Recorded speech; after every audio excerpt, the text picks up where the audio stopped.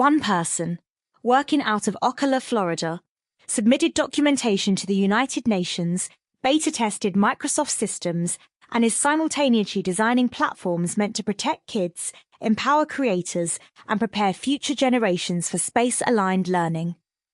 That's not a pitch deck fantasy. That's what the search results on Space Leaf Corp actually say. Today, we're pulling back the curtain on how founder Leif Williams-Sog is building FAAO, SFN, Learn to Earn, and Jarvondis U, 4 interlocking systems designed to create secure, structured digital platforms with real economic stability and accessibility for every generation. By the end of this episode, you'll understand what these systems actually do, how they connect, and why this kind of stewardship-led, community-driven approach to tech is worth paying attention to. I've got someone here who's been deep in the documentation on all of this. Let's get into it. So the first thing to understand is that Space Leaf Corp isn't a startup in the traditional sense. According to the LinkedIn profile and GitHub repository, it's described as a stewardship-led technology studio, and that framing is intentional. The mission statement is literally, create technology that protects, teaches, and uplifts, with no in-between. No in between. That's a pretty bold line to draw. It is.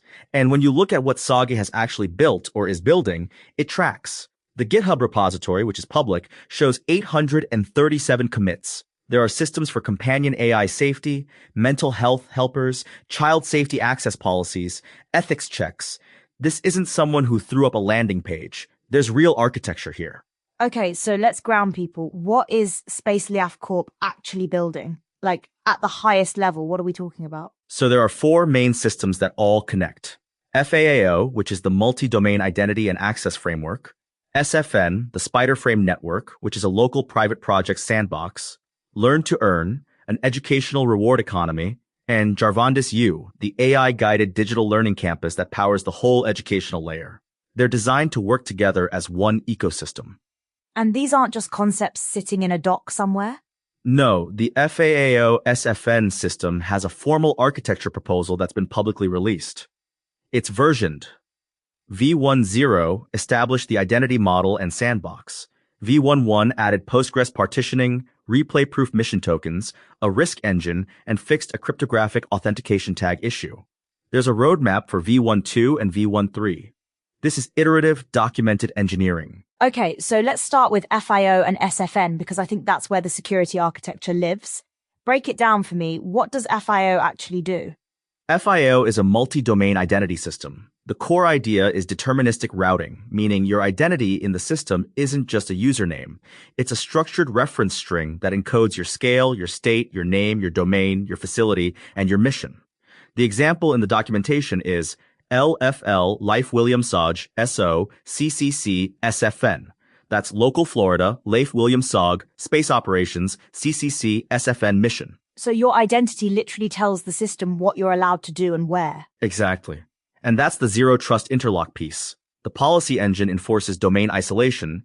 Ground operations cannot access SFN. Air operations cannot manage launch windows. Space operations cannot manage TRACON. These aren't just permissions you set in a settings menu. They're immutable interlocks baked into the architecture. Wait, so it's not just role-based access control like most platforms do it. It's structurally impossible to cross those domain lines? That's the design intent, yes. The documentation describes it as fail closed, deny by default. And every decision is logged with a hash chain, meaning each audit log entry references the previous one. So you can't quietly delete a record without breaking the chain. That's actually a really elegant way to build accountability into the infrastructure itself rather than relying on people to behave. Right. And the SFN, the Spider Frame Network, is the sandbox layer where private projects live. Each tenant gets isolated keys, isolated quotas, isolated database scoping. The V11 release specifically fixed a key rotation bug where decryption was fetching the latest key version instead of the correct versioned key. That's the kind of detail that matters in production. Okay, I want to talk about something that genuinely surprised me when I read through the documentation, the Rune Visual Secret System. Because on the surface, it sounds almost whimsical, like something out of a fantasy game. But it's actually doing something really sophisticated cryptographically. Yeah, this is one of the more creative pieces of the architecture. The idea is that a user draws a personal rune, a visual secret. That drawing gets normalized, converted into a feature graph, hashed using SHA-3 512, and then that hash is used to derive cryptographic keys through HKDF. The backend never stores the raw image, only salted hashes and derived public parameters. So it's like if Tolkien designed a cybersecurity system. You draw your rune, and that drawing becomes your key. Ha, that's actually not a bad way to put it. And the system is tiered. For kids, there's a strength meter, tiny, strong, or legendary, based on stroke count, symbol diversity, and spatial complexity. The feedback is designed to be encouraging, not shaming. The documentation literally says, "Great start, add a few more shapes to make it mission ready." That's a really thoughtful UX choice for a security system aimed at children. And for guardians, people in ICU or orbital roles, the entropy threshold is much higher. The spec says a score below 70 out of 100 gets rejected as a primary factor. Above 85, it's allowed as a primary factor, but only in combination with a mission token, tenant salt, and domain tag. And the keys it derives are post-quantum, ML-Chem 768, and ML-DSA 65, which are quantum-resistant algorithms. Post-quantum cryptography. So this is being built with the assumption that quantum computers will eventually break current encryption standards. That's the forward-looking piece. The rune system bridges creative expression, something accessible to a 6-year-old, with cryptographic infrastructure that's designed to hold up against future threats. That's a pretty wide design span. Okay, let's pivot to the educational side of this, because that's where the community building and economic stability pieces really come in. Tell me about Learn to Earn. So the Learn to Earn master document describes it as a category-breaking educational engine. The core philosophy is what they call an ethical inversion. It's designed to replace psychological slot machine loops with cognitive growth loops. Slot machine loops, like the kinds you see in social media and mobile games? Exactly. Random rewards, variable reinforcement schedules, those are deliberately addictive by design. Learn to Earn flips that. Skill leads to reward. Mastery leads to progression. Learning generates currency. The dopamine loop is built on verified educational achievement, not randomness. That's actually a pretty profound reframe. Most edtech platforms are still trying to gamify learning by borrowing mechanics from games. This is saying, no, let's make the learning itself the game. And the legal classification is careful too. The rewards are defined as educational achievement stipends, not wages, not employment income. That distinction matters enormously for compliance. The system is built to adhere to IRS, SSA, DOL, COPPIA, FERPA, FinCEN, Treasury, and FTC regulations simultaneously. That's a lot of regulatory alphabet soup. Why does that matter for the average family using this? Because it means the money is real and it's protected. Funds flow into parent-controlled custodial accounts with restricted spending categories. There's 529 integration, so stipends can go directly toward college savings, and schools can accept stipend-based payments for tuition offsets and supply purchases. This isn't play money. It's a structured financial system for minors. So a kid completes a curriculum module, earns a stipend, and that money can literally go toward their college fund or school supplies. That's the design. And the governance structure around it is layered. Parents hold the highest operational authority. There's an Educational Integrity Council for curriculum and anti-cheating, a financial compliance board overseeing custodial accounts and audits, a Child Protection and Privacy Commission for COPPIA and FERPA, and an anti-fraud and security directorate managing behavioral verification and anomaly detection. That's essentially a full institutional governance structure built into a digital platform. Which is unusual for something being built by a single founder. Most platforms at this stage are moving fast and figuring out compliance later. This is compliance-first architecture. And the anti-fraud piece, how does that work? Because if kids are earning real money, there's obviously going to be people trying to game the system. The system uses something called SIRBIA, Enhanced Behavioral Verification. It includes bot detection, suspicious activity alerts, identity pairing, behavioral pattern analysis, and immutable audit trails. Parent alert systems are built in, and the learning engine itself has anti-cheating logic and completion verification baked into the curriculum modules. So you can't just click through lessons and collect stipends. Right. The verification has to confirm actual learning happened. That's what makes the stipend legally defensible as an educational achievement reward rather than just a payment for time spent. Let's talk about Jarvondis U specifically, because this is the learning campus that powers all of this. And I want to understand the Tree of Life framework, because that's a pretty unusual design choice for an edtech platform. Jarvondis U is described as a multi-age, AI-guided digital learning campus built around a Tree of Life developmental framework. Each branch represents an age-appropriate learning pathway. Foundations for ages 6 to 9 covers emotional intelligence and core skills. Intermediate for 10 to 13 covers digital citizenship and project-based learning. Advanced for 14 to 17 covers AI ethics and space systems, and that content is permission-gated. And Professional for 18 and up offers industry-aligned certifications. So the platform literally grows with you. You don't age out of it, you move up the tree. That's the continuity piece that the documentation highlights as a differentiator from platforms like Canvas, Moodle, or Khan Academy. Most platforms are built for a specific age range or use case. Jarvandis U is designed for unified multi-age continuity, one platform from childhood through professional development. And the safety architecture for kids on this platform? 3 layers. Kid mode with gentle AI behavior, a parent portal with approvals and time limits, and an admin portal with oversight and audits. The documentation notes that this built-in approach exceeds typical add-on safety features, meaning most platforms bolt safety on after the fact, whereas Jarvandis U builds it into the architecture from the start. That mirrors what we were saying about the FAAO system, security and structure as foundational design principles, not afterthoughts. Exactly. And the role-based portals, student, parent, professional, administrator, mirror institutional structures. The documentation specifically says this supports safe and effective adoption in schools. It's designed to slot into existing educational infrastructure, not replace it. I want to go back to something you mentioned earlier, the UN documentation submission, because that's a significant thing to just drop in a LinkedIn bio. What do we actually know about that? The LinkedIn profile states that SOG built nonprofit systems for healing and privacy and submitted documentation to the UN. The GitHub repository also references a privacy and dignity suite and a white hat philosophy document. The framing throughout the documentation is consistently around public good, not commercial extraction. The seal of full transparency unexpected is one of the formal seals on the FAAO SFN architecture proposal. Seal of full transparency unexpected. That's a name that makes you stop and think. It does. And there are 4 seals on the formal architecture proposal: Modular Integrity 1, Remote Stewardship 1, ICU Edition, Full Transparency Unexpected 1, and Orbital Stewardship 1. These aren't marketing badges. They're described as design commitments. Repair only, immutable labeling, dignity first. Repair only is interesting. What does that mean in practice? It means the system is designed to fix and maintain rather than to extract and replace. It's a philosophical stance against the disposable tech culture where platforms get deprecated and users lose everything. The stewardship framing is about long-term responsibility to the people using the system. And Jarvandis University, the LinkedIn profile lists it as a separate institution with a timeline of 2025 to 2036. That's a 10-year design horizon. Right. And the GitHub repository has a Jarvandis folder with a proof of origin hash module, which is essentially a cryptographic provenance system for the university's intellectual content.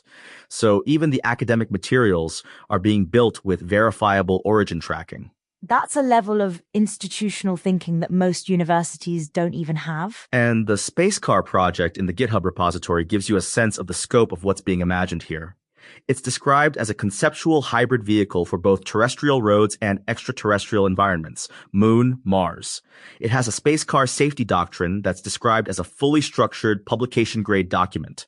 This is someone thinking from Ocala, Florida, all the way to Mars. Okay, let's talk about the rollout strategy for Learn to Earn specifically, because I think that's where the economic stability and real-world impact piece becomes concrete. The master document outlines an 8-phase multi-state rollout. Phase 1 establishes core systems and compliance frameworks. Phase 2 pilots in select states. Phase 3 integrates with educational institutions. Phase 4 deploys the custodial financial systems. Phase 5 enhances safety and fraud detection. Phase 6 expands to additional states. Phase 7 is the national rollout. Phase 8 is ongoing oversight and compliance. 8 phases. That's not a sprint. That's a marathon. And that's actually appropriate given the regulatory complexity. You're dealing with child labor laws, digital privacy regulations, custodial account rules, consumer protection statutes, and those vary by state. The phased approach lets the system prove compliance in controlled environments before scaling. So what's the economic stability argument here? Because I think some people might hear kids earning stipends and think, is this sustainable? Where does the money come from? That's the right question to ask. The documentation frames the reward economy around educational achievement, stipends that flow through a structured financial system, custodial accounts, 529 integration, school bursar routing. The institution integration layer means schools can accept these stipends as payments. So the economic loop is learning generates stipends, stipends flow into protected accounts, accounts can pay for more education. It's designed to be self-reinforcing. And the research on digital economy and economic resilience actually supports this kind of structured approach. A 2026 study published in Frontiers found that the digital economy significantly strengthens regional economic resilience, but only when strong policy support and high levels of institutional structure coexist. Which is exactly what the learn-to-earn governance architecture is trying to build in from day one. The Financial Compliance Board, the Educational Integrity Council, the Child Protection Commission, those aren't bureaucratic overhead. They're the institutional structure that makes the economic model sustainable.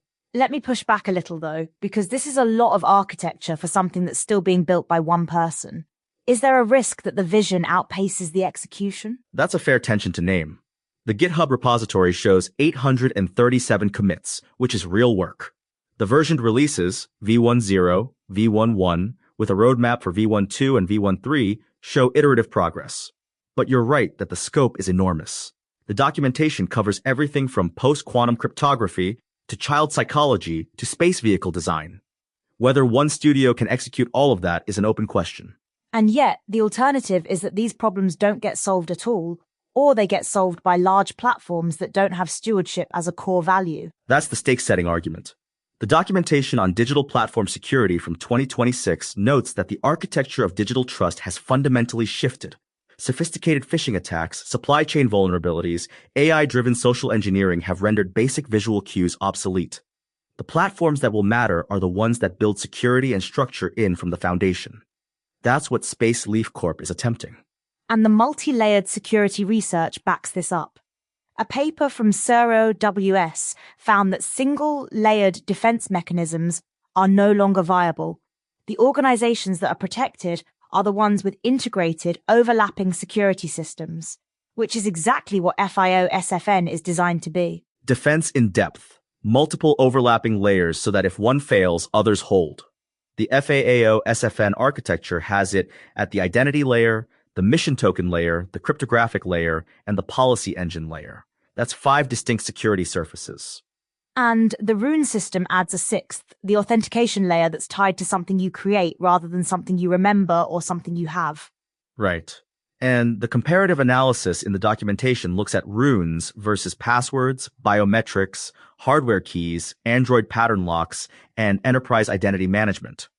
The argument is that runes combine the memorability of patterns with the entropy of biometrics and the post-quantum readiness of hardware keys without storing anything that could be stolen. Because the backend never stores the raw image, only the salted hash and derived public parameters. Exactly. So even if the database is breached, the attacker gets a hash they can't reverse into your rune. That's a meaningful security property. Okay.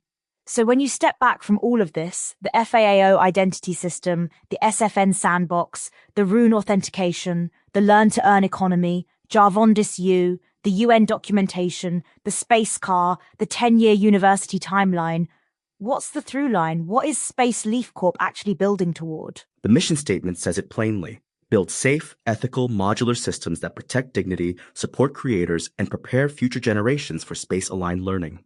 Every piece of the architecture serves that. The security systems protect dignity. The learn-to-earn economy supports creators and learners. Jarvondis U prepares future generations. And the space-aligned framing, from the Orbital Stewardship Seal to the Space Car Project, says this isn't just about Earth.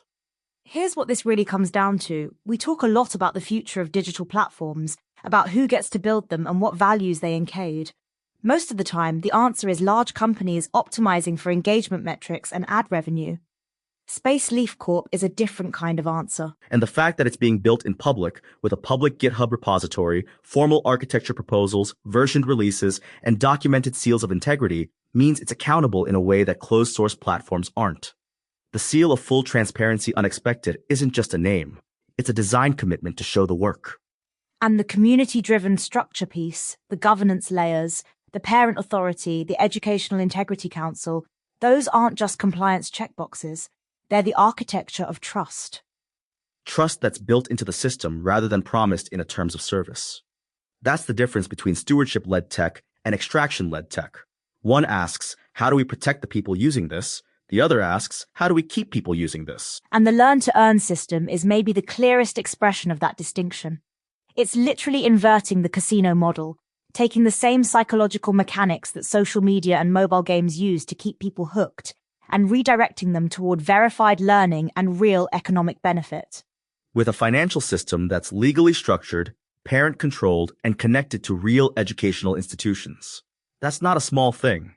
If it works at scale, it changes what it means to earn while you learn, not just as a slogan, but as a regulated, auditable economic reality for kids and families. And Jarvondis U growing with you from age 6 to professional certification, that's the accessibility piece. You don't need to be wealthy or connected to access a platform that takes you seriously at every stage of development. Future-ready accessibility for all generations. That's the phrase from the mission framing. And the tree of life isn't just a metaphor.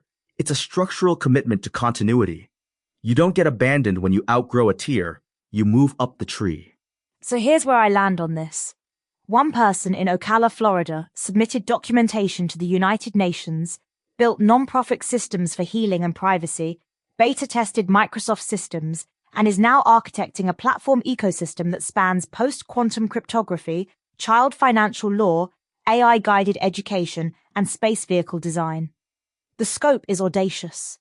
The execution is iterative and documented, and the values are encoded into the architecture itself, not bolted on as an afterthought. And the V12 roadmap, device posture checks, per-tenant anomaly detection, hash-chain notarized audit bundles, tells you this isn't finished. It's a living system being built in public, one commit at a time. 837 commits and counting. That's the thing about stewardship-led tech. It doesn't launch and disappear. It keeps showing up. Thanks for joining us on Copilot Podcasts. The next